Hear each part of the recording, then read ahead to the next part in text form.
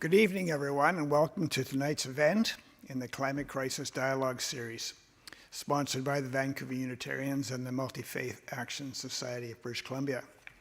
My name is John Boyle, and I'm a member of the Board of Trustees of the Vancouver Unitarians. We acknowledge that our campus is at the corner of 49th and Oak in Vancouver is located on the unceded traditional territory of the Musqueam people. We deeply appreciate the wisdom that guided Indigenous stewardship of these lands for millennia before they were settled by others, and recognize the damage done both to them and their lands by that settlement. We are actively committed to working with Indigenous peoples as allies in finding a better way forward to a just and sustainable future for us all. Every day, and especially this past year in British Columbia, we're reminded that we're in a climate crisis. The purpose of this dialogue series is to support us in finding the individual and collective strength to clearly face the truth of the crisis, in mourning the damage being done to our blue planet, and inspiring ourselves and others to action. Our speakers are drawn from diverse faith and spiritual traditions, including those of Indigenous people. They speak of how these traditions and practices and the values they represent help them contest with the climate emergency.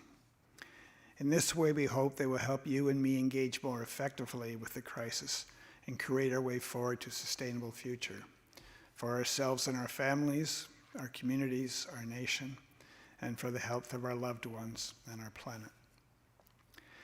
Tonight, we welcome 4 of our own Vancouver Unitarians to offer their perspectives on climate activism, especially on what moved them to risk arrest and jail time for protesting against the Trans Mountain Pipeline Expansion Project. Before turning the evening over to our moderators, please welcome 3 singers, the Alouette Sisters, who found their collective voice during their recent incarceration in the Alouette Correctional Center for Women for protesting against TMX.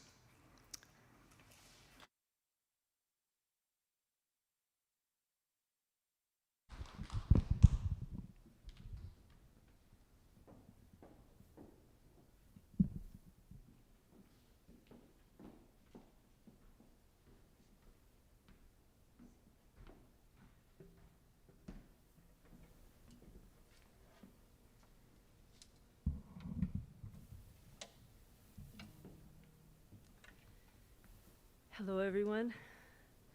The first song we'd like to sing at this point is called Water is Life, Minnie Wachoni. This song is inspired by and in tribute to the Standing Rock Sioux tribe and all the tribes, nations, native and non-native people coming together to protect the land and water threatened by the construction of the Dakota Access Pipeline. The song came out of the Standing Rock in the United States. There's 2 Lakota phrases in the song, Minnie Wachoni, which means water is life, and Metakwiyasin, which means all my relations. So.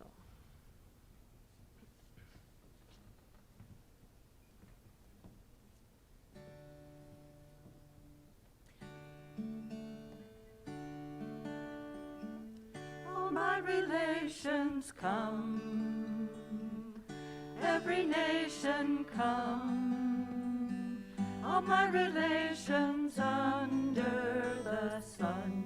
We are one, we are praying come, we are praying come. We are the song and we are the drum. We are one, we are the river come, we are the river come, we are the boat, the paddle, the shore.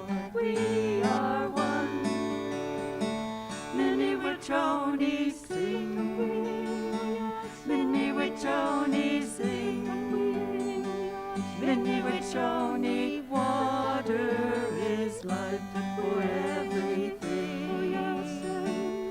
We are water, sing. We are the water, sing. We are the water, we are where all life begins. We are the ancient ones. We are the ancient ones. In your breath and bones we sing on. We are one. We are the meadow, come.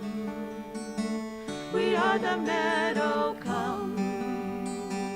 We are the lark that sings, a new day has begun. We are the new day, run, run, run. We are the new day, run, run, run. We are the old and we are the young. We are one. Mini Wichoni sing. Mini Wichoni sing. Mini Wichoni, water is life for everything. We are the water, sing. We are the water, sing. We are the water, we are where all life begins. We are the earth and sky. We are the thunder cries. We are the fire. We are the light in your eyes. We are standing strong, like a rock, like a stone. On the sacred ground we belong. We are home. All my relations come. Every nation come. All my relations under the sun. We are one.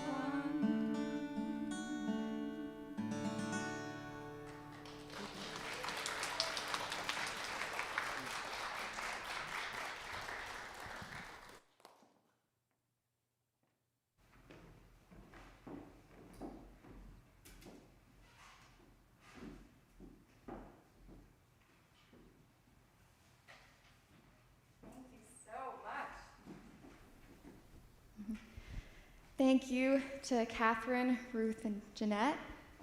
And thank you to all of you, those of you who are here in person today, and those of you who are here online, and those of you who are here online next week, or in 2 weeks, or whenever you watch this. My name's Olivia. I am a member here of the Vancouver Unitarians, and I am one of your co-moderators today with Michael.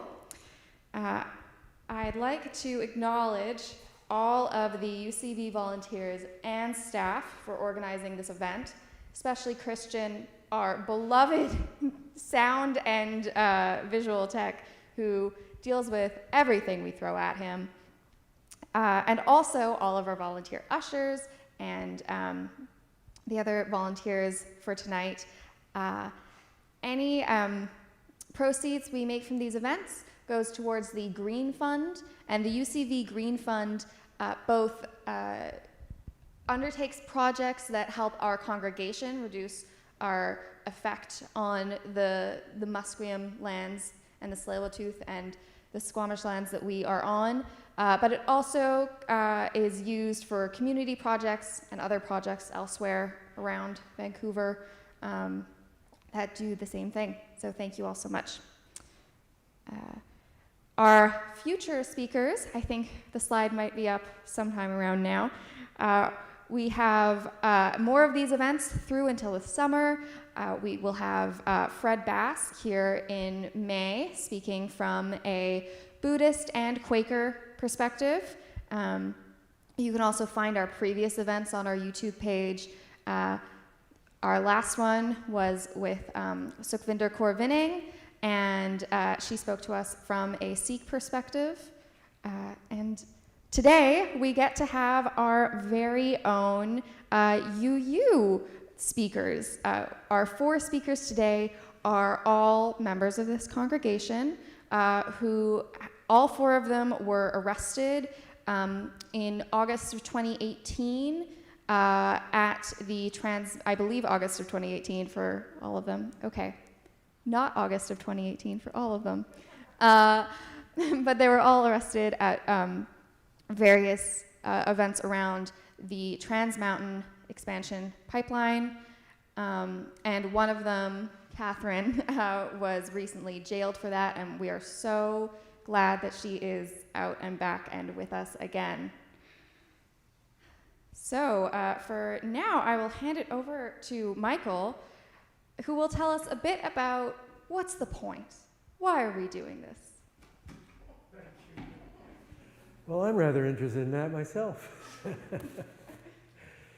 The point is, as we look at it, that there's a tremendous amount of information and noise around climate. It's overwhelming, flowing at us from all directions, and some of it is reliable and some of it's not. But there doesn't seem to be much in all of that noise that deals with the question of what motivates people. Why do they get engaged? What are the sources of their strength and resilience? How are they tested? What place, in fact, does faith and spirituality place in their motivation for engagement in issues like this? To what extent, here we are with a full Unitarian context tonight, to what extent does Unitarianism itself have an intellectual and a spiritual contribution to make to strengthening resilience and commitments and action and engagement in climate issues? And what motivates each of our guests tonight and members of the church? What do they draw on to the extent they can from their Unitarian connection? At the same time, we're also asking people to say, well, you know, sometimes it may fail me, or I question what my own outlook, or perhaps that of my faith or spiritual source, can really bring or is bringing sufficiently. So that's the background that we're looking at, because we feel that when people feel overwhelmed, they go into hiding. They sort of curl up, and they just don't know how to take it on. So we're delighted tonight to have people that are taking it on.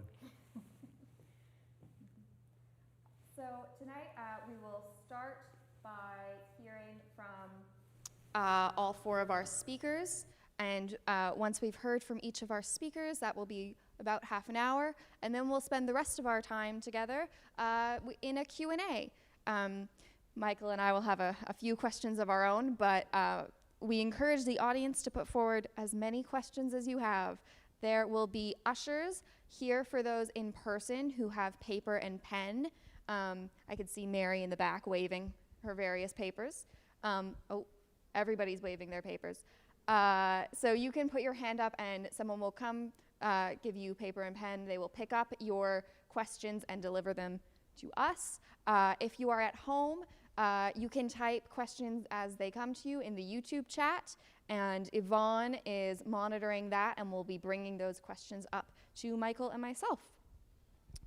So, without further ado, I think we're going to move to the real meat of tonight and welcome Tamiko Suzuki to join us today. Thank you.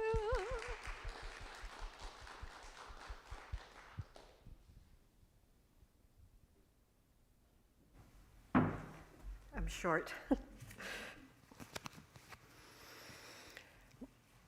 I've long wondered what makes people decide to act.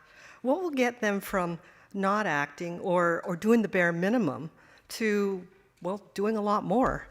And secondly, what could possibly keep them going, for instance, against climate change, when the odds are so overwhelming? So this is my story. Up until 2014, I was in the bare minimum do-gooder camp. I was a typical busy suburban soccer mom in North Vancouver. Sure, I taught my kids to recycle and care for the animals and the plants in the trees. But honestly, the big issues like climate change were just too much for one person like little old me. And those big environmental organizations, they'd be much better at it. So I donated money, I signed petitions. I worried it wasn't enough, but what else could I do? And then in the summer of 2014, I met an amazing group of Tahltan elders who called themselves the Klabona Keepers. These grandmas and grandpas, some in wheelchairs, set it as their mission to protect their land from industrial development. They had kicked out Shell Oil out of their territory. They'd stopped Fortune Minerals from destroying a sacred mountain that they were trying to get at some coal. And what kept them going? An elder said, first they took our children from the land, and now they want to take the land from our children. At that time, Kinder Morgan, which is the company before it became Trans Mountain, had started work on twinning its pipeline to Burnaby Mountain. Many of us realized that if that pipeline went through, we would be committed to shipping tar sands for decades to come. They'd be taking the future away from our children, only this time it would be the children of the entire planet. The company got a court injunction to stop protesters from getting too close to the test drilling area. And on the day it came into effect, a large contingent of RCMP officers cordoned off the work site and then stood shoulder to shoulder to stop anyone from trying to get past. And there was a large crowd of people facing those cops shouting, "Shame!" An Indigenous man and a Black man were arrested first. And then the cops turned their sights on my son. Now, my son Tamil was not in the front line intimidating the police. He was there with his girlfriend, standing about 2 rows of people behind, when the officer reached through the crowd, grabbed him, and pulled him across the injunction line. He made my son break the injunction. The police later accused him of plotting to get arrested. But as his mother, I can verify, he borrowed my car that day, a car that was a manual stick shift. None of his friends could drive it, and his girlfriend didn't know either. He also brought my dog with him. These are hardly the actions of someone planning to get arrested. As the police officer tried to drag him across the injunction line, he was yelling that my son was resisting arrest. But it was my dog who was on leash, trapped and anchored behind people's legs, that was causing the resistance. Just as Tamil managed to release the leash from his wrist, he was thrown to the pavement with several cops on top, handcuffing him. I spent a long evening at the Burnaby RCMP detachment that night, waiting to hear news of where he was and if he'd be released.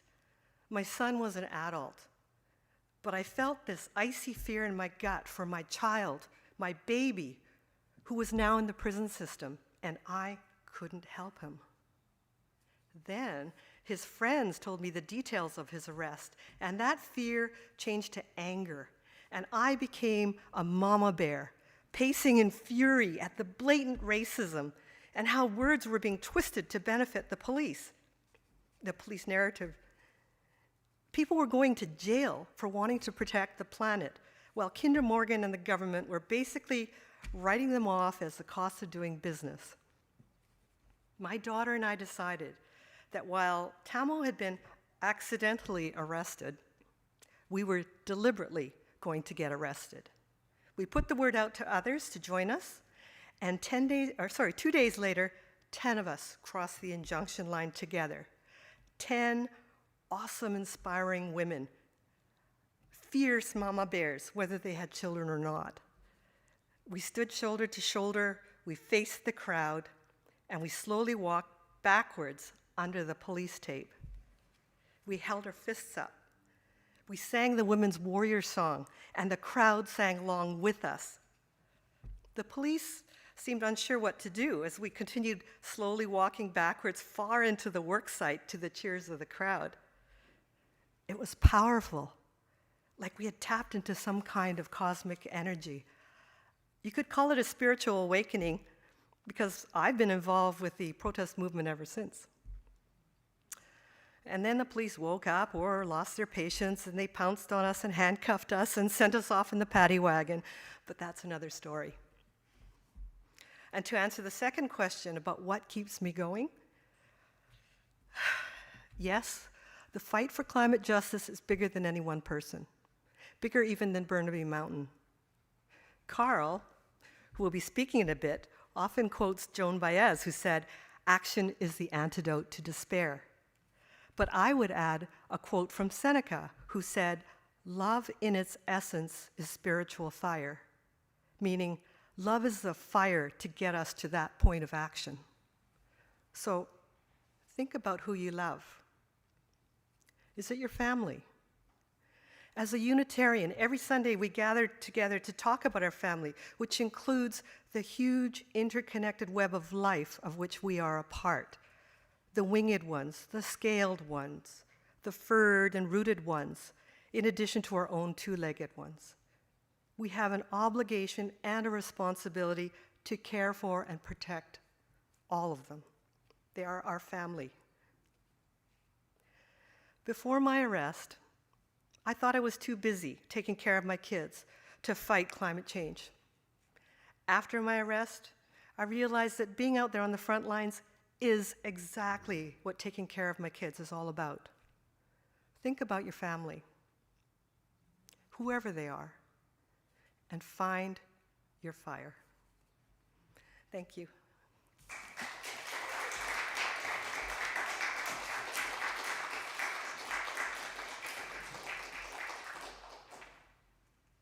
Thank you so much, Tamiko. Next, I'd like to invite Corina to the stage to join us.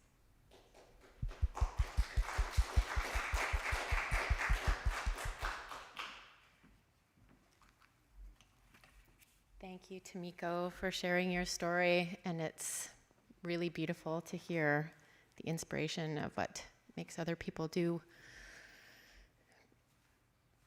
come to action and work in community. Well,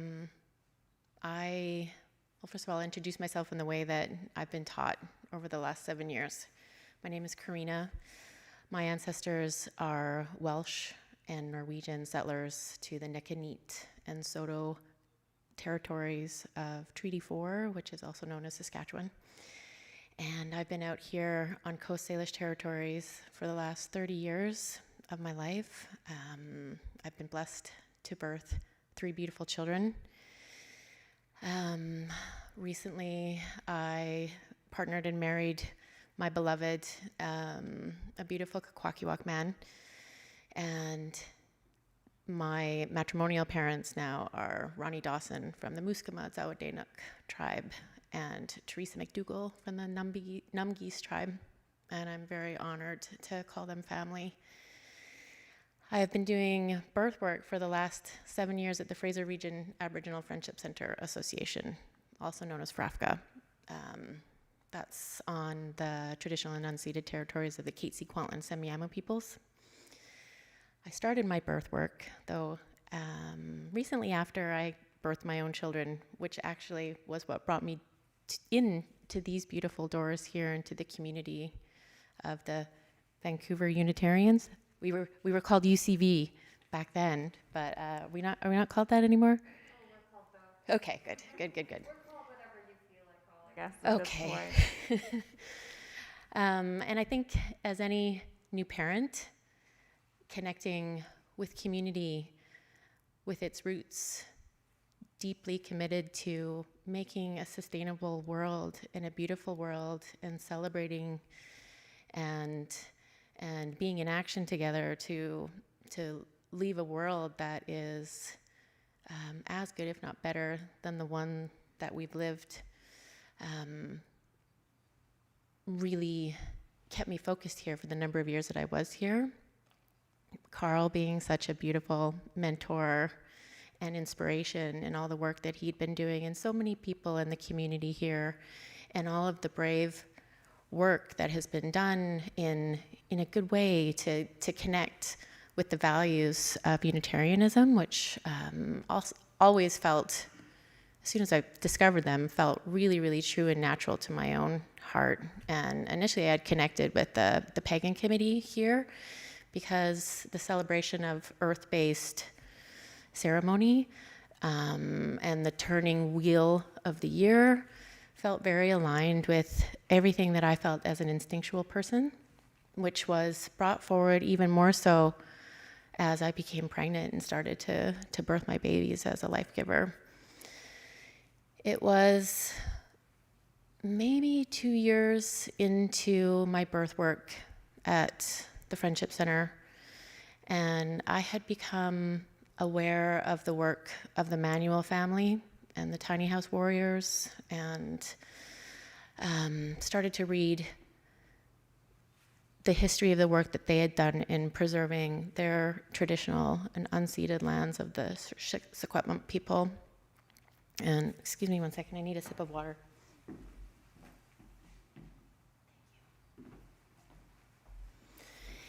And I had read a compilation of essays entitled "Whose Land Is It Anyways? A Manual for Decolonizing." And Kanahus Manuel had written an essay that had brought me to tears, because not only did I feel the energy that she brought to her words through her connection to motherhood, and also her connection to her natural world and the land that she lived on.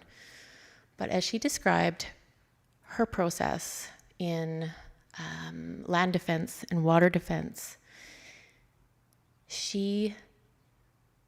whereas I had brought up a cause or action in myself in order to protect my children, but parenting my children looked like me staying present for them first and foremost.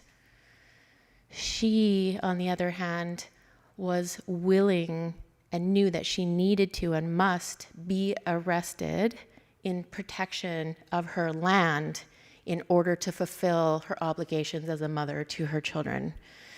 And so she described so tenderly and heart-achingly the experience of going through trial with her newly birthed 3-month-old baby and breastfeeding him for the last time before her father, Arthur Manuel, came to take him away as she was imprisoned, knowing that as she tended to storing her breast milk to give to her father for her son on the weekends, that this was absolutely necessary in order to stand firm in the parent that she knew she had to be in herself and for the future generations. And feeling that level of connection to heart, to love, to child, to land, was still indescribable. And I knew that it was a shift in values and a way of perceiving that I wanted to understand more. And in conjunction with the work that I was doing, and still do actually, in walking beside Indigenous families and life givers as they bring their children into the world, and seeing, not only seeing, but feeling the barriers, the challenges, the trauma that it takes just to survive colonialism as an Indigenous person, let alone an Indigenous person who is supporting loved ones and children. It's been incredibly humbling. And at one point, as I examined my ancestry and my life and my way of living and the things that I had taken for granted as a very privileged settler, I looked at all of the amazing work that had been done by, first and foremost, Indigenous leadership for land protection and water protection. And the ones that I've gotten to know, do so from a place of there's no other choice at this point. And so for me to make this very little contribution to a larger movement, my arrest situation was so privileged. I showed up on a Saturday when I had time in between, my job, and was welcomed by elders and leaders and informed around the process, and we were prayed for, prayed and sang to and fed, and we were guided to the injunction spot. And I waited in the cold all day, and it wasn't comfortable, but they brought me tea. And at one point towards the very end of the day that I was there, it was my turn to get arrested, and I was read the thing and was walked down the hill, and it was all very benign, very benign. And when I had gone back and collaborated and communicated with other Indigenous defenders and defenders of color who had shared their stories of being tracked down into the streets of Vancouver by Vancouver Police Department and violently taken down in arrest for things that I don't even understand as being possible for any individual that lives in Vancouver, right? So, I take my action as something very small. My spirit, and within the community of the teachings that I've so humbly and gratefully received from the elders and knowledge keepers at the Friendship Center that I work, action is a part of life. We are spiritual beings here in connection with all other spiritual beings, and each step that we take each and every day is important. And so we always must do the best that we can. And in the light of what's happening with the climate crisis, one of my very dear birthkeeper sisters, her town disappeared. Lytton is gone, and as I drove through there to go up to the birthkeeper training in Gitxsan territory, I've never seen anything like that. And the day that happened, she was frantically searching for her child. And, the impact on the nations across Turtle Island it's incredible, and it's really easy to shut down. And with the amount of deaths that are happening within the nations, including my husband's nation, who that's all they do these days is have funerals. There was 3 in a row this week. There was 2 last week. And this is compounded. There's probably, since in the last 2 years, 30 to 40, 50 maybe. And so does that correspond with the crisis on the planet? Of course it does. What do we do? What do I do? Keep loving, keep living, keep birthing, keep dying in a good way that we don't live with regret. Thank you very much.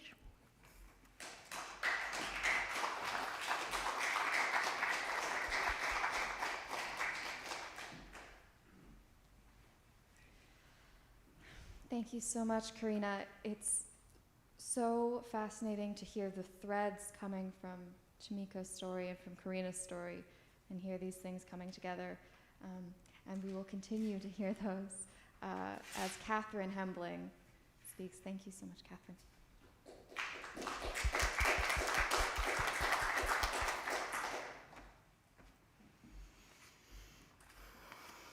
Thank you, Corina.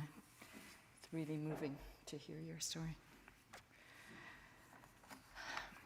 I am Catherine Hembling, and I was arrested in September of 2021 and went to trial for breaking the injunction on February the 14th of this year, and went to prison that day and was released 9 days later on the 22nd, 1 day short of my 80th birthday. It was pretty nice to be out for that. I'll tell you a bit of my story in the context of Unitarianism. I first came to the Unitarian Church of Vancouver in probably 1980. I was a student in science at UBC, and I came to accompany my mom, who was the epitome of a seeker. She church shopped. She went the rounds, and she ended up here. I was impressed and intrigued, but not enough quite at that stage to give up my social life on the weekends, which was mountaineering. 15 years later, married with 2 small boys, asking endless questions about everything, I too had questions and needed the support of a like-minded community. So I became an active member of the North Shore Church in about 1980. Then in about 1985, I attended a series called, I think, Living Our Unitarian Values. And there I was put on the spot, invited to consider my own values, the depth of my commitment to the principles and sources which we operate under, and my own honesty, and best of all, to do that in loving company.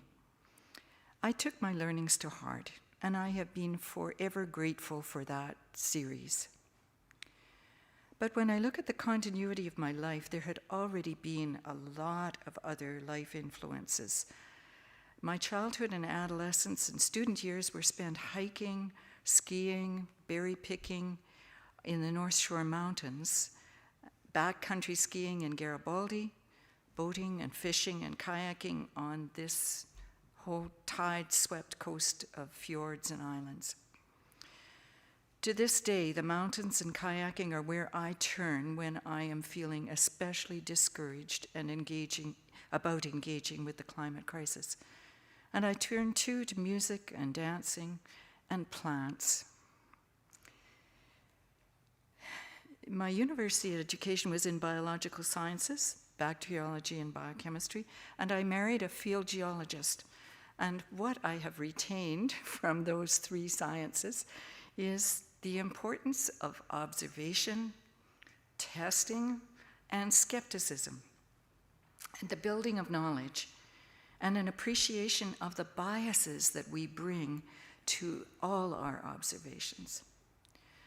So truth, in quotation marks, may evolve over time, for example, from the time of Isaac Newton to the time of Stephen Hawking.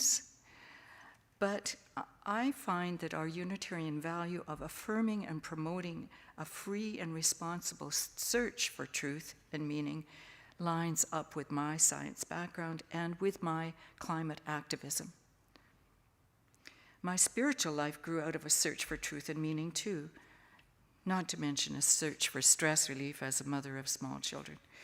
It was a great comfort to feel supported by the Unitarian encouragement to spiritual growth. So I have put down roots in Vipassana and Zen Buddhism of the Zen Buddhism of Thich Nhat Hanh. I find their meditation practices, and particularly the walking meditation, to be grounding, calming, an antidote to fear and anxiety, and essential to my resilience in prison. Meditation is my daily spiritual practice. But what triggered my real activism? In general, I think it was healthy aging and becoming a grandmother. However, I can also point to 2 very specific experiences. The first one, I had stopped kayaking. I had stopped taking long and arduous kayaking trips, but I do love my kayak, and I love occasionally sitting just low in the water with the paddle across the deck, just being rocked by the wind and the tide. And I was on Indian Arm, across from Trans Mountain Kinder Morgan Oil Terminal, doing just that. And I had this aha experience. I realized that sitting there being rocked was exactly what I look for in my meditation practice. I don't always achieve that by any stretch, but when I drop the tensions in my body, the thoughts in my mind, and feel completely supported, peaceful, and at one with the universe.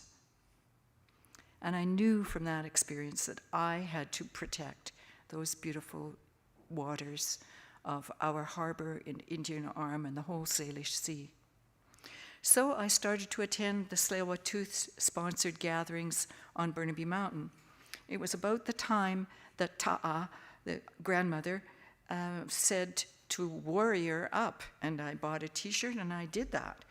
And it was at the time of the March of 10,000, when there were 10,000 people who marched up Burnaby Mountain under the leadership and guidance of the Indigenous people from all over the province.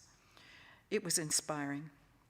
I participated by bringing food and money and sitting, listening around a sacred fire. Will George was camped on a soccer pitch near the watch house, and that's where I went. I learned the value of ceremony to building community and to also building internal strength, and the power of speaking from the heart. And I learned to appreciate Indigenous spirituality and worldview. And that led to attending monthly gatherings of the Quaker-inspired prayer circle. And a year later, the second moment was when Ruth Walmsley, who's here tonight, asked if anyone was interested in taking nonviolent direct action to stop the pipeline. And I thought of my granddaughters. I thought of my grandparents, too. And I said yes. So considering the inherent worth and dignity of every person is one of our basic first principles. And that really inspired all my dealings with TMX security, the RCMP, the judge, and fellow prisoners in jail. In jail particularly, I was thinking about frontline Indigenous allies, particularly the Wet'suwet'en, who were treated so differently from the very gentle treatment that we received, considering what we had done and what they had done. And I thought of justice and equity and compassion in human relations. And I get angry about that, angry enough to weep about it. So anger is my cutting edge in this whole experience. Speaking about TMX without anger, without judgment or blame, is for me, so far, almost impossible. And it does not help communications or developing dialogue to talk up the pipeline into a bigger concern if I am angry. Because what I really want to say is, wake up, become active. But I think what is more important to say is that the response to any difficult situation, like climate change, is to take thoughtful action. Find like-minded people. I couldn't have done this without many, many other people. I couldn't have gone to prison without the three of us going together. Make your actions coherent with your values. Have a spiritual practice to sustain you and others in prayer or study or meditation. Don't wait for the perfect moment. Get started. You will feel so much better, alive, engaged, useful, empowered, happy in good company.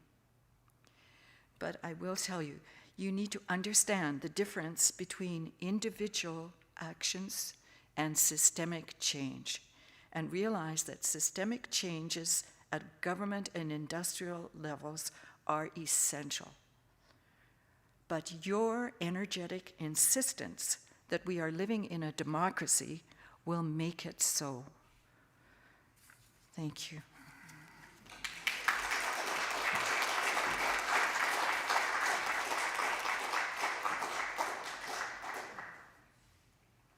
Catherine, and our final speaker before the Q&A segment is Karl. Thanks, Karl.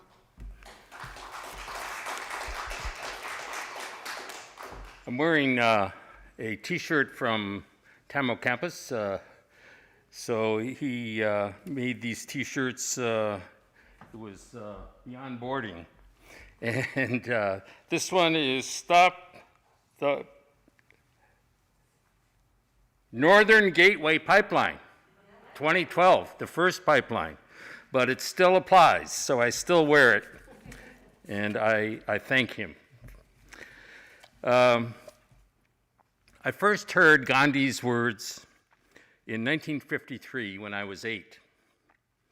Our mother, who often worked Sundays, made sure that my sister and I got a ride to the first Unitarian Universalist church in downtown Detroit.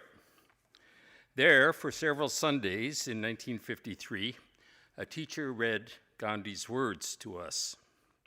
Gandhi wrote, "To me, truth is God, and there is no way to find truth except the way of nonviolence." Our teacher didn't know it, but she was preparing us for the civil rights movement. She was teaching us that we could stand up for social justice, for the dignity of every human soul. We got our chance to put Gandhi's words into action a few years later. In 1959, Detroit had 2 big 5 and dime stores, kind of like a dollar store today, but they were bigger. And blacks could buy stuff, but they would not hire them. Very unfair. A few of my friends from church decided to picket the biggest 5 and dime store downtown, and it worked. In 1963, I read Martin Luther King's letter from Birmingham jail. He wrote, "Injustice anywhere is a threat to justice everywhere. We are caught in an inescapable network of mutuality, tied in a single garment of destiny." Soon I was out picketing a barber who wouldn't cut African hair. He said he didn't know how. We said he could learn. Guess what? He learned. Fast forward to Burnaby in 2012. Climate change was still being actively ignored by the mainstream media. Perhaps it wasn't exciting enough, even though the IPCC predicted world disaster. In 2012, a Quaker, a socialist, and a teacher started Broke, Burnaby residents opposing Kinder Morgan expansion. I joined to fight climate change, killing the tar sands octopus one pipeline at a time. A few local people were pissed off because their houses had been drenched with Kinder Morgan's oil back in 2007. That's what got Broke off to an early start.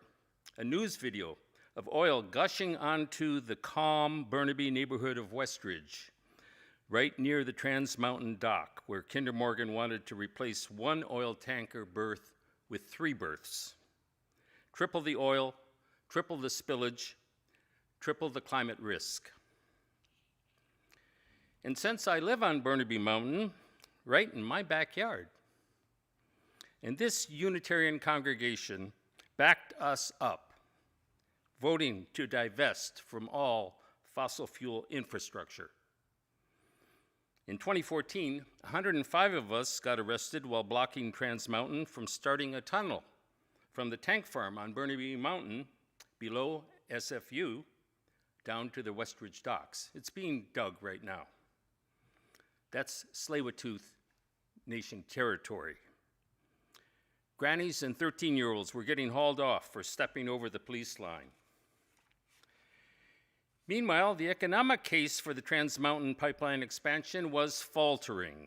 The price of oil was coming down, and China showed no interest in Canada's heavy sour crude. I mean, they can get all they want from Siberia. And China wasn't the only thing, and climate change was getting worse every year while our political leaders postured and Trudeau bought the pipeline. Why do I care? Because if TMX is finished and that dilbit gets refined and burned, there will be 20 million cars worth of greenhouse gases going into the atmosphere every day. 20 million cars worth of greenhouse gases going into the atmosphere every day. And that's just from the new pipeline. That doesn't even include the old pipeline. This is data from Mark Jacquard, a scientist at economic environmental science teacher at SFU, who was commissioned by the city of Vancouver to get that figure, 20 million cars worth. That's why 15 of us were sued for allegedly slowing construction of the 3 oil tanker berths at Westridge, week after week, all winter long. And what gets me out of bed in the morning for today's action? What gets me out of the grief and fear of the climate crisis every day? Where do I get the courage? Joanna Macy is my mentor. This title is Active Hope. Subtitle, How to Face the Mess We're In Without Going Crazy. That's it. Let's do it and not go crazy at the same time. Joanna Macy is my mentor, a longtime activist and Buddhist. She has mentored thousands of activists around the world since the 80s. That was nuclear weapons, now it's climate change. She teaches a 4-stage cycle for those like Gandhi, Martin Luther King, me, and you, who go to the front lines to speak truth to power. These 4 stages are, I'm not going to explain each one, but in the question period, if you want to ask me, I can go into more detail. The 4 stages for the activist are, 1, gratitude. Be grounded in gratitude. 2, honor your pain for the world. For me, that means grieving, stepping back and taking time to grieve. 3, seeing with new eyes. And 4, returning to action, nonviolent, direct action. As Quaker Joan Baez said, as quoted before, action is the antidote to despair. And that is something I really believe because I've put it into practice. Why? Because it restores our sense of agency in our lives, and for every action, there is a reaction. And no one knows in advance what the reaction to our actions will be. But have faith that the truth will set you free. Or as Gloria Steinem put it, the truth will set you free, but first it'll piss you off.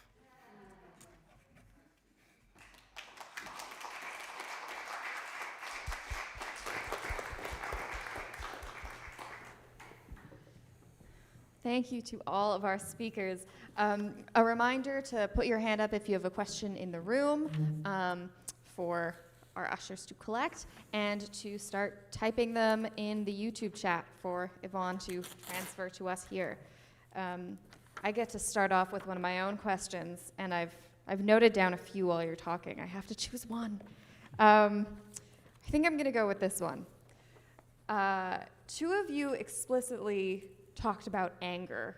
Tamiko and Catherine, I think you were the only 2 who used the word anger. But I know I feel like we can read it in between the lines of Corina and Karl's words as well. For me, anger is an emotion that I'm not good at feeling, and I feel it, and then I'm just sad about it. I'm angry about the state of the world, and then I just feel hopeless. And I want to ask any of you who feel like responding, how do you use that anger, as you called it the edge, Catherine? How do you make anger useful instead of just a path to despair?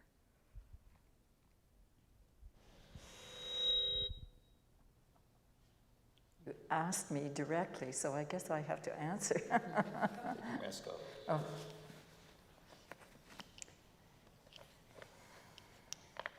Well, I think one of the, I've benefited enormously from the Buddhist teachings. The anger will arise and the anger will pass. And you can use the energy of that anger to do many things. But I think most of all, you need to accept that it's a legitimate, full range emotion that you should feel. That it will pass, and it's right to feel it when you're wrong, when we are being wronged. And I think accepting that anger is part of life,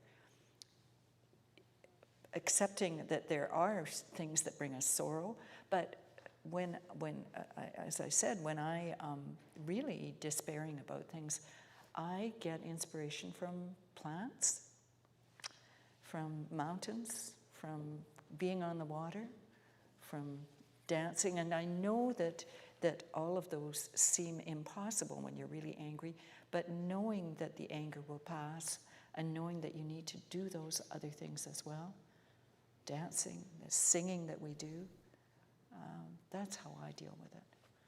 Be happy to hear how other people deal with it.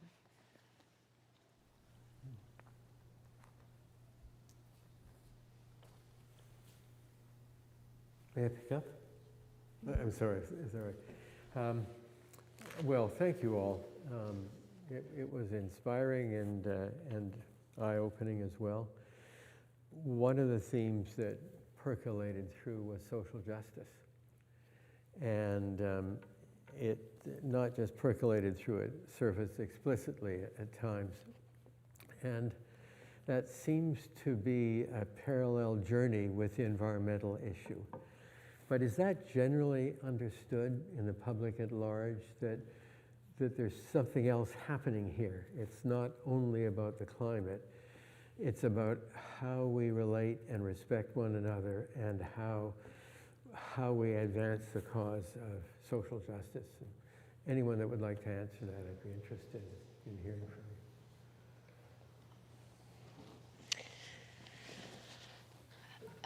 you.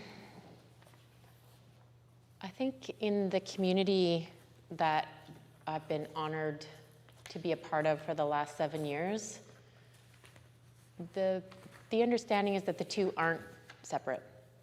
I think the silos that we understand or put information or understanding, that's a very colonial view, and it doesn't exist within the Indigenous teachings that I've been blessed to learn.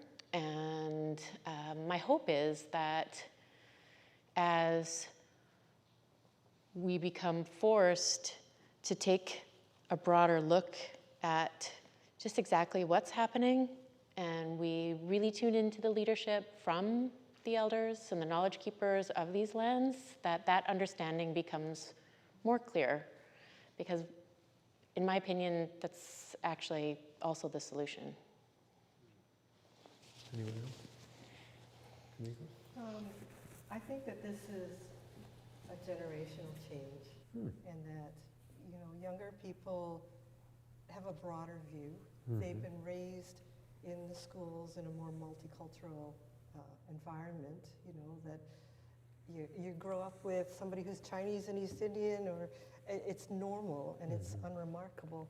And so maybe that is sort of giving them the more acceptance of people that look different or act different.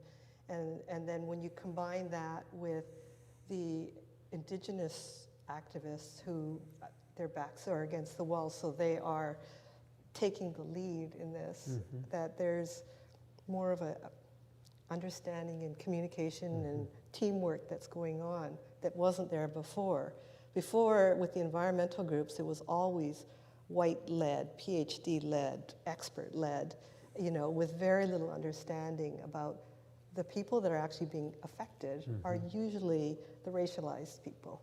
And I'm hopeful that things are changing now. I see a lot more awareness going on. If I may follow up, do you think that's reflected in the media coverage, however? I'm wondering if it is, this other dynamic. I think it goes much deeper than the media coverage. Our Western civilization is built on the idea that humans are at the top of everything.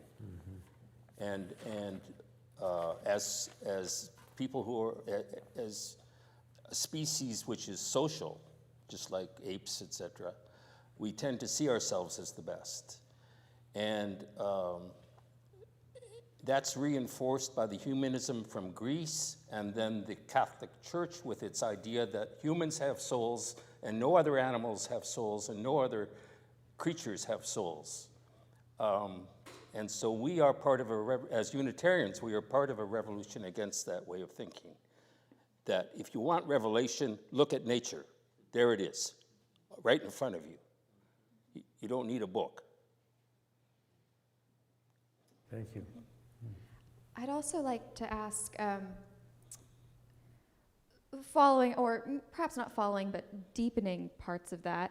Tamiko, you talk about a generational change. You're talking about how things were one way and we are coming into another way. And to me, I hear talk of like decolonizing the environmental movement, especially in what you're talking about, Karl, about, you know, a lineage we get from Greece of, well, we get it from many places, but a white power dynamic of there is a hierarchy, there is a top.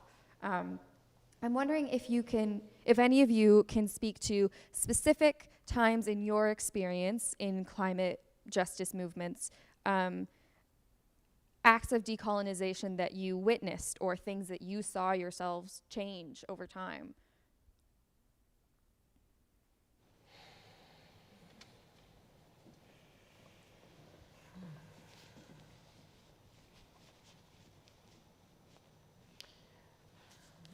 Well, I'll take that on in part.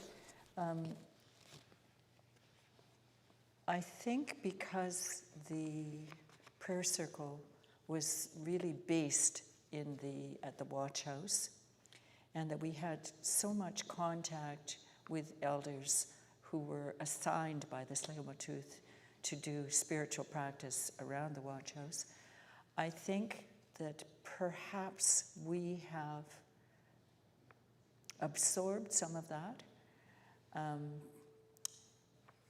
In the specifics, the area we were protecting along the Brunette River is actually in the territory of the Kwaikwait, which is a group who have no land. They were deemed to be actually extinct and not need a reservation. So although we have endeavored to keep them informed of what we are doing, as we certainly do the Tsleil-Waututh, it's become apparent that they cannot be part of what we are doing because they are really involved with their own work. But somehow, I wish I could include maybe Ruth in answering this question. We have had enormous support from Judy Wilson of the, help me out here, she's the... UBCIC. Yes. And so we seem to have some kind of a working relationship with many different Indigenous groups. And I think that is a relatively new development. Yeah. And the UBCIC is the Union of BC Indian Chiefs. Yes. Just to lengthen the acronyms. This is a question, it says, for Karl or anyone. Please speak more about needing to experience the grief. Why? So just on those 4 stages, this is what I wrote for honor your pain for the world. The second stage. First is gratitude, and that means having a practice, a spiritual practice of daily gratitude. Ideally writing down your gratitude each day. Second, honor your pain for the world. The truth can be dark, but face it anyway. Grieving is a natural and healthy response to the darkness.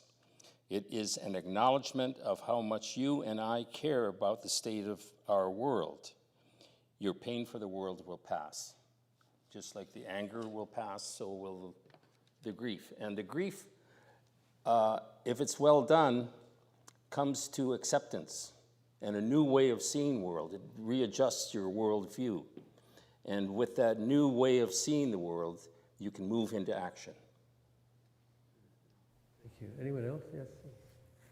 Thank you, Karl. And when I first started in the community at the center, the act of decolonizing myself as an individual, as a settler and an ally working in the community was first and the most paramount challenge for me in order to be a good ally, and it was so painful. It actually brought me into relapse, into substance use, which was really hard, obviously, for many reasons. Really, really humbling. But doing that inner work and examination of all of the things you take for granted and all of the pain of what we've carried and where we are, it's, if we're not grieving that, then we're not doing the work. Really, I don't think as settlers here, in particular as European settlers here, that work is so necessary in order for us to make any movement or change, I think. But I am back into my recovery. I'm stronger than I have been in a really long time, and I'm even more inspired to do even better work in the community, and I'm really proud of the work that's being done. And in the birth work, which I feel is intricately tied to land defense and water defense, the strides and the progress, even in the last 2 years, is incredible. And I invite anyone who has any interest at all in knowing more about it to connect with me. Go ahead. Yeah, I was just going to ask, like many of you and like you've been talking about, Corina, I feel although I am not as engaged in climate work as any of you, but I feel that climate work is intricately tied to my real job, which is I work here. As most of you know, I'm an employee here at the Unitarian Church of Vancouver, and I work with kids and youth. And one thing that has come up a lot lately is that both in the lives of some of the children I work with, trying to be with them through grief, and also in my own life, losing people important to me for the first time. I've come across this idea from a lot of, from personal experience, but then also from theologians who I read to keep up with, theological thought of the day, that we've lost the ability to grieve in settler societies, in North America in particularly,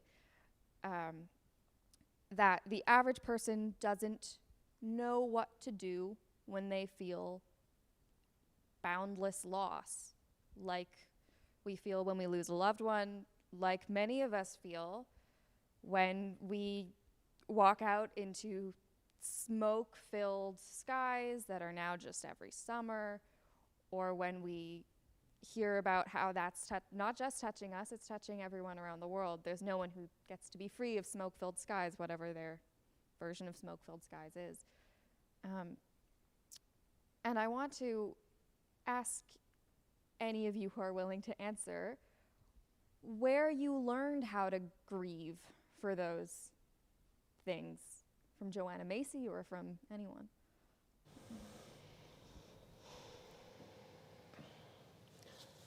So,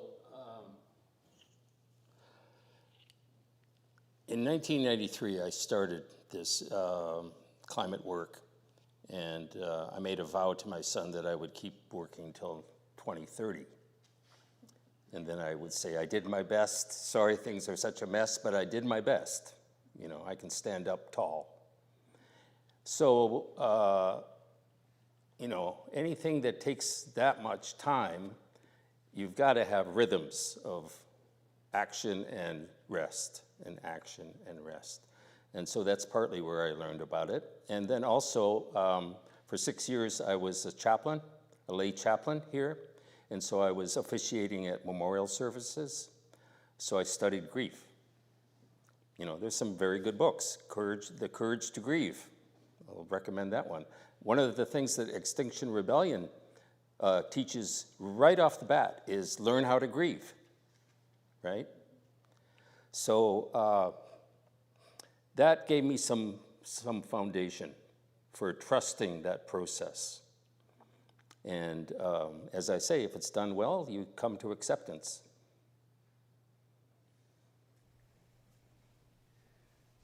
We have another, sorry. Sorry, no, you go ahead. I totally agree with that. So my experience, the reason that I came to the Unitarian Church was that my husband had passed away unexpectedly. It was an accident. And after the usual, you know, you have the memorial and time off work, and you have to go back to work, and everybody was acting like nothing happened.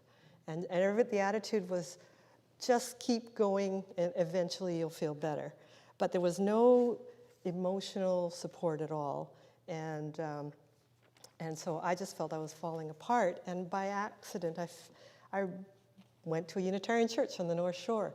And the music was what got me. And so every Sunday I'd go and sit at the back and bawl my eyes out and feel so much better. And then, you know, from there I started to meet people, and we'd have little support groups, and, you know, I was making friends, and it made me realize that you can't just hide your grief. You can't just cover it over. You have to acknowledge it and let it come out.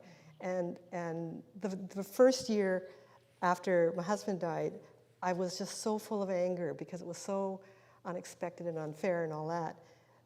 And then all of a sudden, there was this ceremony at New Year's where you have to burn what you want to leave behind. And so I put on there, I want to get rid of my anger. And I burned it, and it went up in smoke, and I felt like so much lighter. It's just like a little magician's trick, right? But it seemed to work. And then after that, I could acknowledge my grief, and slowly, I wasn't crying it every Sunday, you know. I just think that in terms of the environment, like we feel it so deeply, like how unjust and how awful everything is.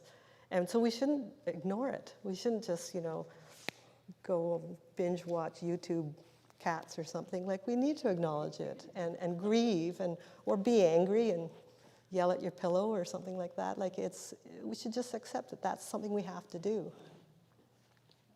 I would just add that, I could take this away from the mic,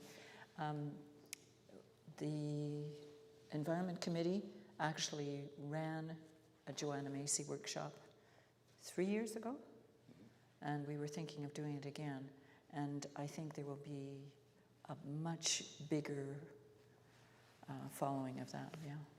So stay tuned. I have a question that has come in. It says, what are some of the other direct actions one can take besides being arrested? It may not be feasible for everyone due to having a criminal record. Whether one has a record or not, what are all the ways that one can be engaged and not be arrested? You've got some twinkles in your eyes there. Well, for example, I didn't start by lining up to get arrested. I brought food, I sat around fires, I listened, then I became a person who walked the food in every week, once a week, to the tree set, and we spied on security, and we took photos, and it was really fun, and we went once a week, and we would send our photos into a sort of a central person who looked at them so that we could trace the actual progress. When I was arrested, I had 4 people who came in through the fence with me with no intention of being arrested. But they were there to help me get in through the fence, to open it up, to help me get seated in a right position.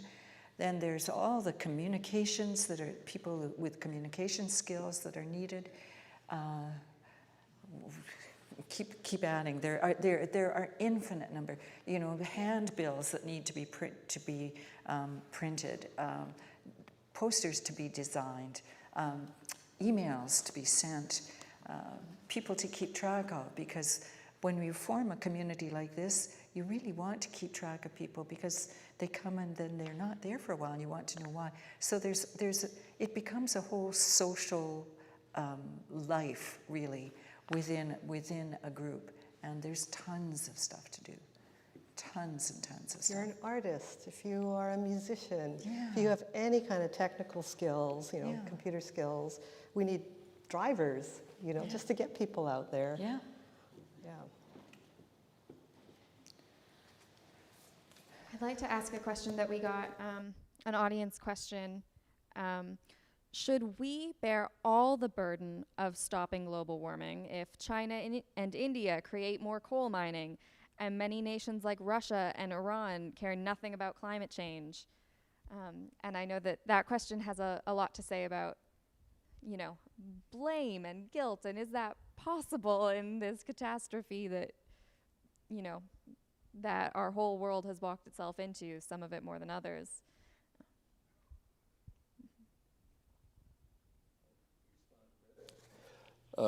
So, from way back, there's an environmental motto of think globally and act locally. And that makes a lot of sense because there's a lot to do locally.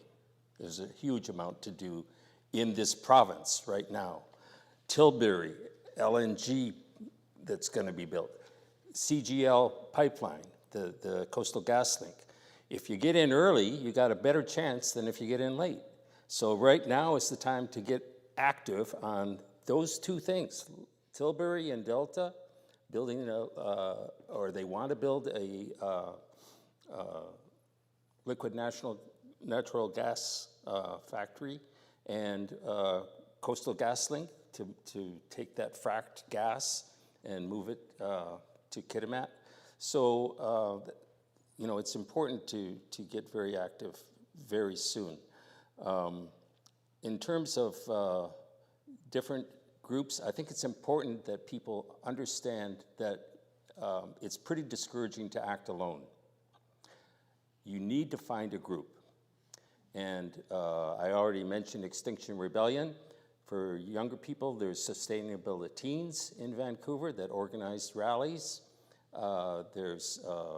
I've been a member of Greenpeace since it started at this church back in the early 70s. And there's many other groups. So I think it's important. I was thinking maybe if people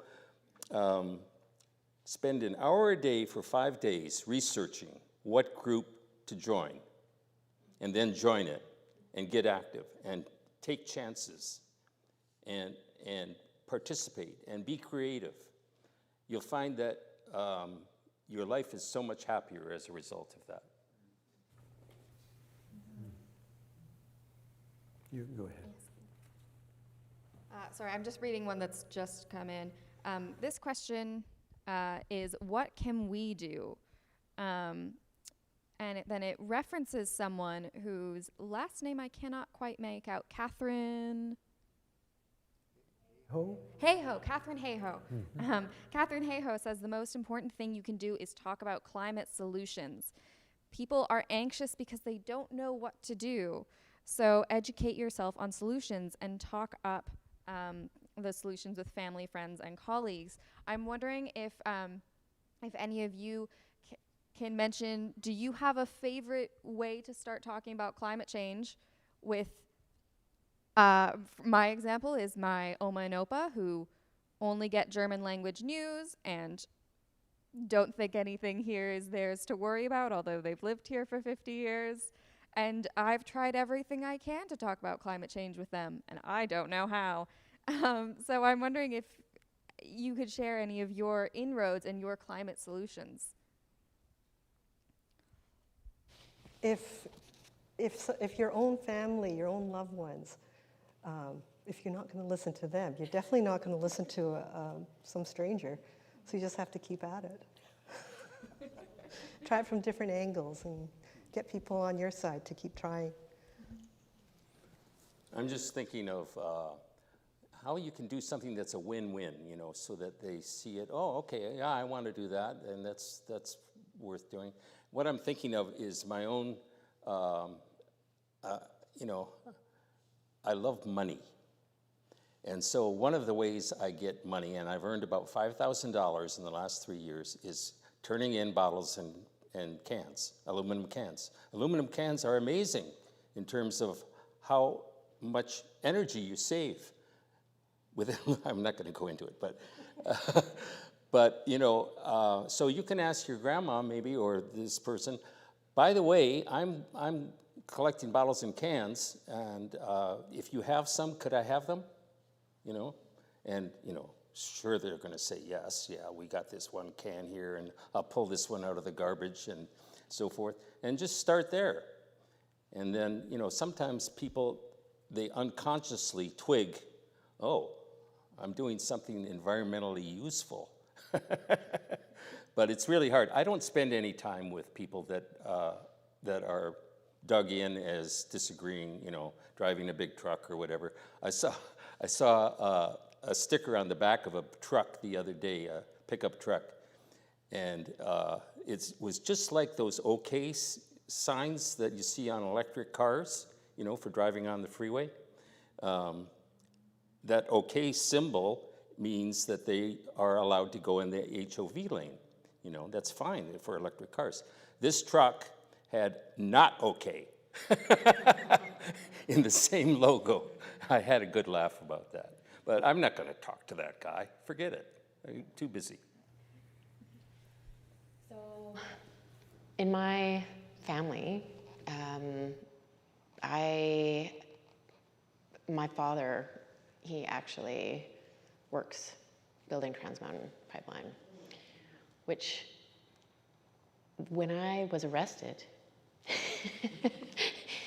you can imagine.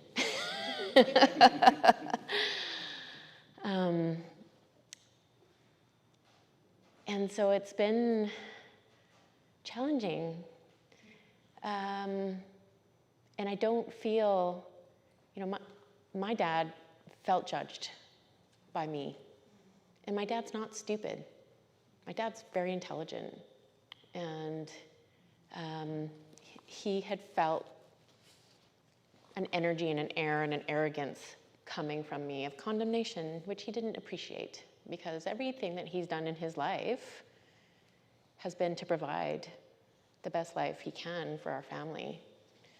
And my dad doesn't yell. And one day he got right up in my face, and because I was on about I'm doing what I do for the future generations, and he's like, you don't think I don't care about that? Right? So if I chose not to talk to everybody who didn't feel the same way as me, I probably wouldn't be talking to very many people at all, ever. So I just keep doing the things that I care about and believe in, and those who are beside me and with me in that are welcome always, and those who aren't, I send my love, and I don't know that judgment has ever gotten us anywhere really great. Do you want to go? My late husband worked on pipelines as well, and he was an engineer, and he was working in programmable controls. And this was at the time of Christy Clark, who was saying that we are cutting edge, whatever, technology for pipelines. And he was just saying, you can engineer the out of these pipelines, but you can't engineer out human error. And every single leak and spill that's ever happened is because an operator fell asleep or turned off the alarm or ignored whatever. And so he despaired that it would ever become state-of-the-art perfection. And he stayed in that field because it paid really well and he could support his family, and he felt he had no options at all. And I think that we've got to transition out, but also be aware of all those people that are working in that field, that they need to be supported too, in the new transition, which to me seemed pretty obvious, right? You can keep all those engineers employed, but also the pipe fitters and all that, they also need to be brought along too. Catherine? I would just add, my family living in the West Kootenays, my son, certainly I can talk to him about what I do, but I cannot talk to my daughter-in-law, and I cannot talk to my grandchildren because she is adamant that they should be protected from the truth of the matter until they're old enough, when I'm not quite sure when that will be. But I have to honor that, and it's hard. But I love them all the same. Sometimes I feel really undercut and not appreciated. But the fact is, I have to do it for my own reasons, and they have to live their lives. We're a family. I still have to love them. So it's really complicated. It's not straightforward. Yeah. Karl, you're nodding. Did you want to add something to that? No. One of the cross currents or undercurrents I'm noticing in our conversations is the issue of righteousness on the part of the environmental movement, and it's tossed out often, and there is an element of it, isn't there, that can happen. So the question is, how do you get past that? So you may not feel you're being righteous, but you're being taken that way. And on the other hand, you may feel that you're righteous and you're just fine with it. But that's certainly, in the dynamic of families or friends, must be a really challenging matter to deal with. Corina or Karl? Yeah, one thing Unitarians have difficulty with is humility. We are so damn righteous because we're not righteous. We say, oh, we're not righteous, and therefore we're righteous. Yeah, we're right. We know the science, and we've talked to people, and we're right. And so humility is a stumbling block for all of us. And so I think we have to take the lumps that come with any fight, and we don't know in this fight if we're going to win or not, but I'm tempted to say truth is on our side, but that sounds pretty righteous. The Unitarian God is on our side. And as Scott, he said, truth is God. Yeah, I noted. Yes, go ahead. When I was working my way back into my recovery, I went to a treatment center called Round Lake, and it's Indigenous-led and Indigenous teachings for anybody who's coming to learn in that way. And every day was a practice of humility. Every day is a practice of humility, doing ally work in Indigenous communities as a European settler, but in particular in this place. I had shared at one point in the journey about being arrested on Burnaby Mountain. And I had thought that it would hopefully be a connecting point, and it was not. It actually was a point of disconnect. And I've learned throughout the years that there's something almost irritating about being the recipients of all of the benefit of a colonial system and then also doubling back to get to be the hero for standing up for it. And there's a real, there's a lot of caution that needs to be held, and humility that needs to be held in doing this work, and knowing how to position how much space we take up as the privileged population. Touches on another theme that has emerged during our program series, and that is that there are also, because first of all I should just say that you've all had strong connections in working and learning from Indigenous people, but we've also been hearing that there are Indigenous people that support pipelines, and so how, as non-Indigenous people, how do we become engaged as activists, aware of these dynamics that are going on within the Indigenous community too? And some comment would be appreciated. Yeah. This is not just limited to pipelines. Like, it's with the fish farms, it's with logging, and if the government or our society doesn't support Indigenous people the same way that they do everybody else, of course they're going to go for the cash that's offered by industry. Yeah, I was just going to say that we respectfully step aside and listen. Absolutely. I'm always taking the directive of the land-based nation upon where we are and where we occupy as guests and uninvited guests. Being humble and listening and following suit, for sure. In a way, in a large scale, it relates back to your two examples of family. I mean, we're all part of the human family, and therefore we're not all experiencing the world in the same way. And we're not always able to appreciate how others are experiencing it as well. And so the challenge is, okay, so ignore the sticker on the truck because it may not be productive. But on the other hand, how do I prepare myself? And the word humility has been used. Stepping aside has also been used.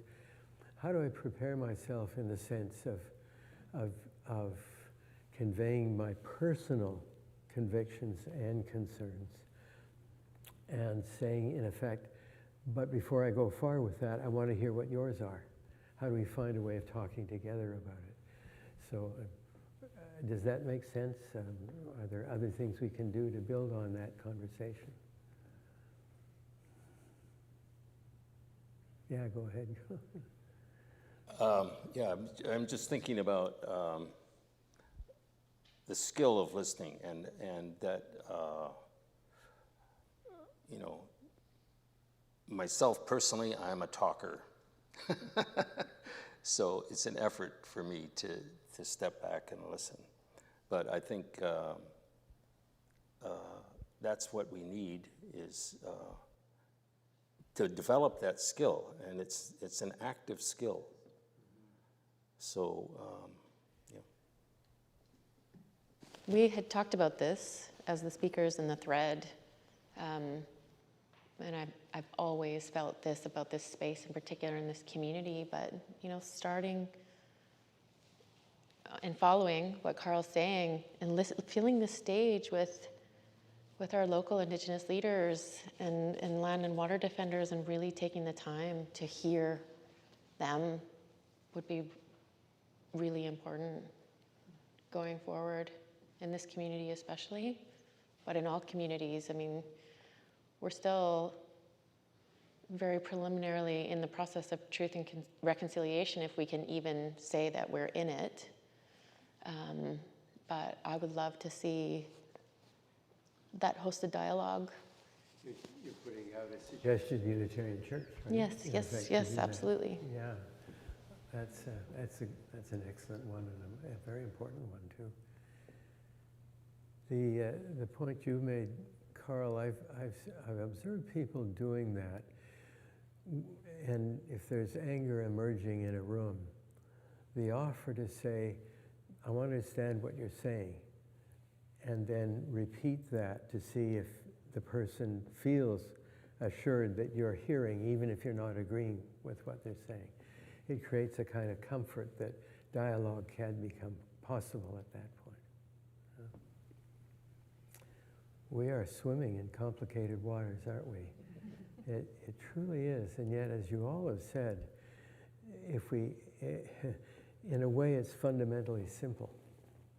And I'm meaning that in the sense that we have to listen, we have to be humble, we have to work at being grounded, we have to be open to learning, we need to create respite for ourselves.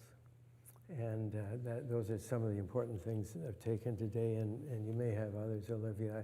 In terms of our cast of actors here, all have had an epiphany in some way or another. A Woolworth store in Detroit, or whatever it was called, Karl, where they weren't hiring black people, and everyone has had something when a moment's occurred. And I guess my final question for everybody, for me at least, is, was that because you had reached a state of readiness where you were open to that possibility? It wasn't something that just came along and hit you across the head and you wondered what was that all about? Would you say that was, yeah, just add if you could. I think maybe it had been percolating in my mind, in the back of my head for some time. But it was action, doing something that really, it hit home.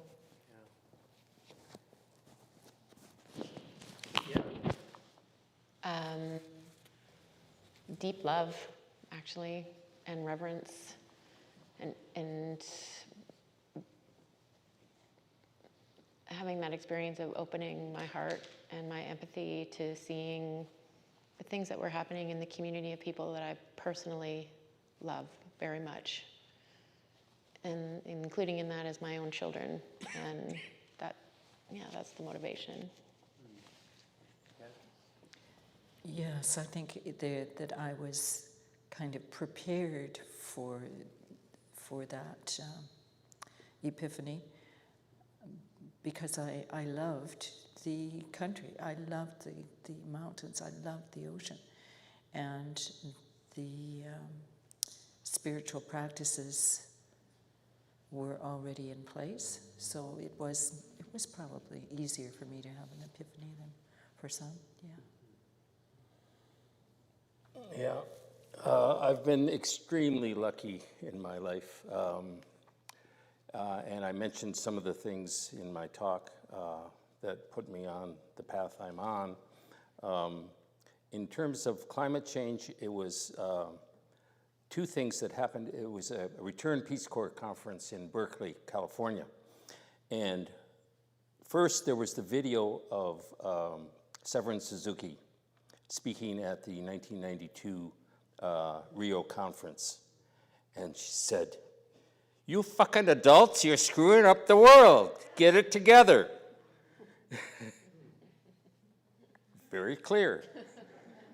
And then I heard Joanna Macy, who was speaking to the conference. I got there a little late one morning, and she was on the stage crying. And I thought, oh, that's unusual. And then I heard her, and then I bought her book, World as Lover, World as Self. And I didn't even understand the title, but I read it and I just loved it. And then I understood that she meant world as lover. We love the world. We love this earth. And it's the earth that is our self, not our separate self.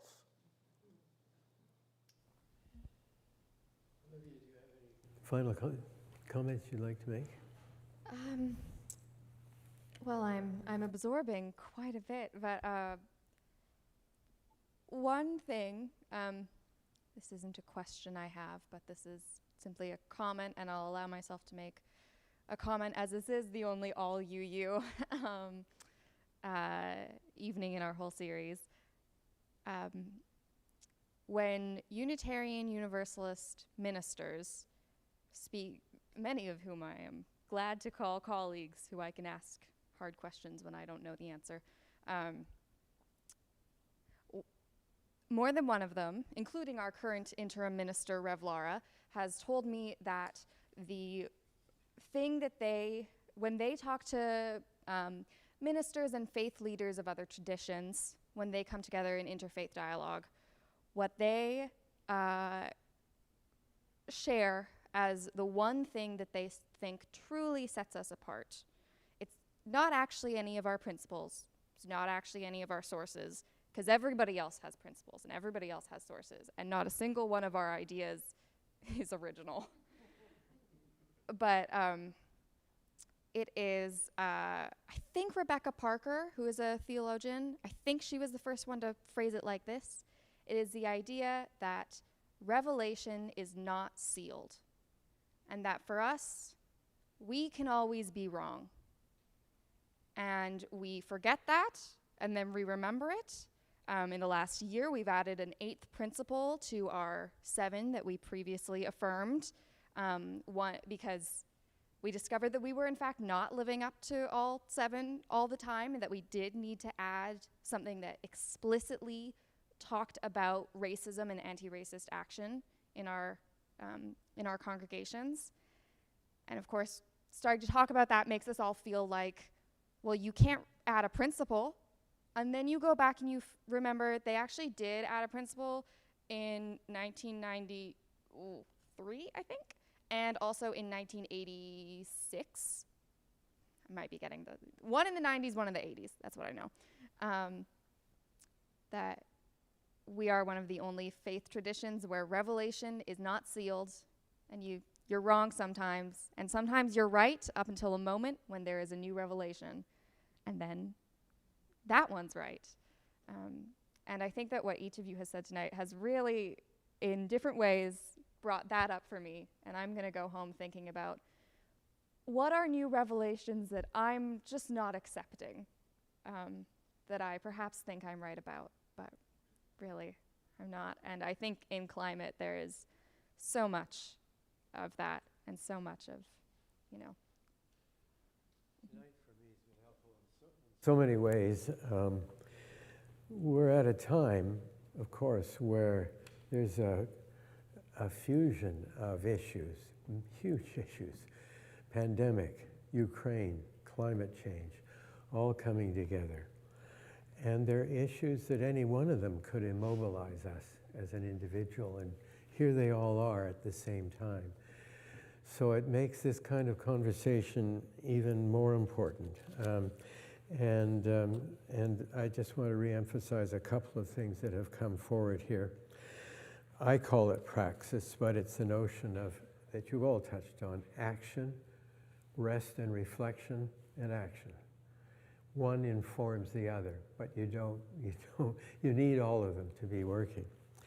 The other is that, yes, we have to be careful that we don't act mindlessly, because that gets us nowhere.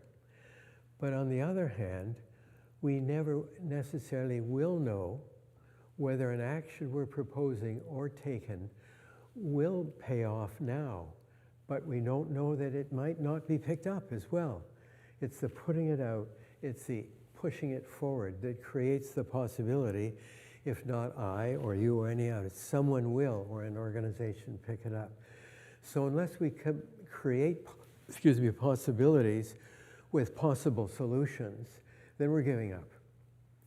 And there's no point in doing that, because how do we get meaning if we're not engaged in this kind of way? So I'm going to turn it back to Olivia to give everyone thanks, but those are my thanks to all of you. Thank you. Just one thing I want to add from active hope. Active hope means that hope is something, it's not something you have, it's something you do. Mm-hmm. Mm-hmm. Thank you, Karl. Anyone else have closing words? All right. Tamiko? No, I just wanted to say that the activist community is actually this huge web, just like the environment, and everybody has their own little skills that they can add to it. And there's no one way of doing it. So, anyway, I'll leave it at that, okay? We can all be part of that one. We all can. And I'm actually, in a moment, going to ask the Alouettes to come up again. I do want to reference something that Catherine told me about their singing together yesterday. Catherine said that while all three of them were together in prison serving their sentences at Alouette Women's Correctional Facility, which is right in Maple Ridge, and is what, I don't know who exactly named you after the facility, but we're all calling you the Alouettes. More than one of you have now told me that the acoustics in there were great because it was all concrete and you could sing harmony with yourself, which is something I had never thought of. But you also said that singing together built your courage, and it seemed to build courage for the people around you. So I'm going to ask you all to come up for one more song to build our courage and yours if you need it. So please come up again, Ruth, Jeanette, and Catherine.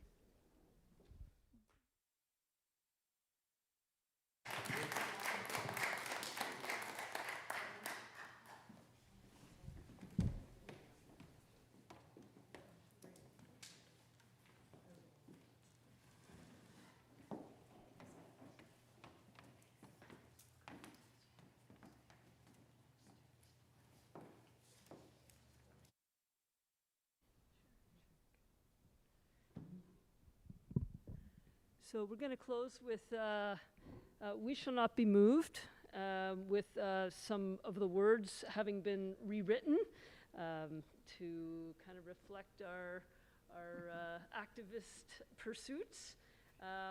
And please feel free to join in on the chorus.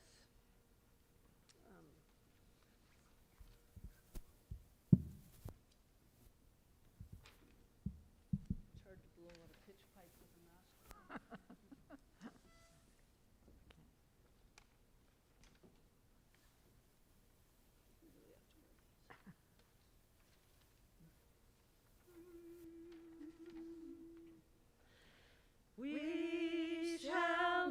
We shall not be moved. We shall not be moved, just like a tree that's standing by the water. We shall not be moved. One more time. We shall not be moved. We shall not be moved, just like a tree that's standing by the water. We shall not be moved. Trudeau bought that pipeline, but we shall not be moved. Trudeau bought that pipeline, but we shall not be moved, just like a tree that's standing by the water. We shall not be moved. They're fracking here, they're fracking there, but we shall not be moved. They're fracking here, they're drilling there, but we shall not be moved, just like a tree that's standing by the water. We shall not be moved. We're fighting for our children, and we shall not be moved. We're fighting for our children, and we shall not be moved, just like a tree that's standing by the water. We shall not be moved. Big oil will not stop us, 'cause we shall not be moved. Big oil will not stop us, 'cause we shall not be moved, just like a tree that's standing by the water.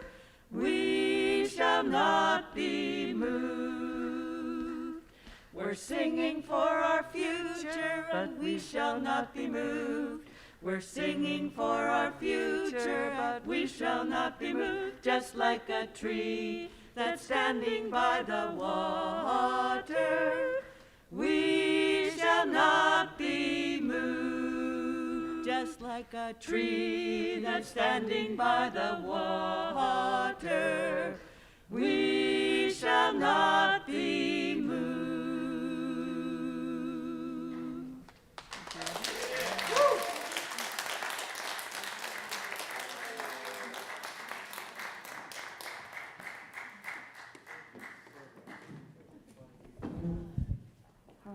All right, I have just a few more things to say before I let everyone go. I have been asked to remind everyone of our next speaker. Next month we will have Fred Bass in May, speaking from a Quaker and Buddhist perspective. And then in June we will have Samir Merchant, who will be speaking from a Muslim perspective on the climate crisis. Those will also be wonderful evenings. Please check them out. Next one is Thursday, May 11th. Also, want to thank our sponsors of the Tyee as our media sponsor, the Multi-Faith Action Society as our sponsor putting this on. Thank you so much to both of those organizations and to all of our volunteers. Our final thing is I'd like to, pardon me, I've misplaced my binder with my notes. In case you want to donate something to this program, many people have already donated tonight. Thank you so much. But in case you feel drawn to the donate basket, there is a basket at the back of the room. Oh, Mary is waving it. There will be a link that will be on screen. It will probably also be in the description of this video. If you are online, and I've been asked to read that we have a new easy way to give. We now have a paper-free, touch-free way here at the sanctuary for you to contribute to the work of the Vancouver Unitarians, tonight going to the Green Fund, which helps us with our impact on the land and waters, but also helps many organizations around here as we try to fund projects around Vancouver. Our new tip-tap pay machine in the foyer will take contributions of $5, $10, or $20 directly from your card. It's a big sign out there. I was very intimidated, but it says how to use it right on it. If you want to give more, you can just tap 2, 3, or as many times as you wish. And I think that's all from us here in the sanctuary. Thank you so much to all of you for coming in person, and especially to all of you for joining online now or in the future. Thank you. And thank you to our speakers, beloved members of our community, and also thank you for coming to this too. Thank you for showing up every Sunday, and also thank you for this.